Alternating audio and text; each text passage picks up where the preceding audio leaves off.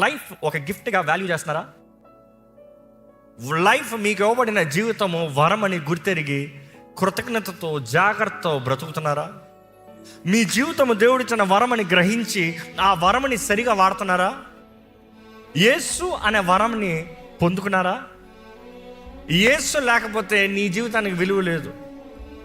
యేసుని పొందుకున్నారా? అదే సమయంలో పరిశుద్ధాత్మ అనే వరంని కలిగి బ్రతుకుతున్నారా? పరిశుద్ధాత్ముడు మీకు వరముగా లేకపోతే మీ అంతటా మీరు ఏం చేయలేరు. మనం ఎవరన్నా కానీ కొంతమంది ఎవరైనా ప్రేమిస్తే వారికి ఏదైనా కొనదలుచుకుంటారు. ఏం కొనదలుచుకుంటారు? వారికి చేత కానిది, వారికి వాడంది, వారికి తగంది కొనదలుచుకుంటారా? ఏది ఇస్తే ప్రతిరోజు వాడగలుగుతారు, ఏది ఇస్తే వారికి దీవెనకరంగా నేను ఉంటా, ఏది ఇస్తే వారి జీవితంలో వారికి పైకి ఎదుగుతారు, పైకి ఎక్కగలుగుతారు. We calculate based on it and by. కొన్నిసార్లు it is expensive, you have to pay the price.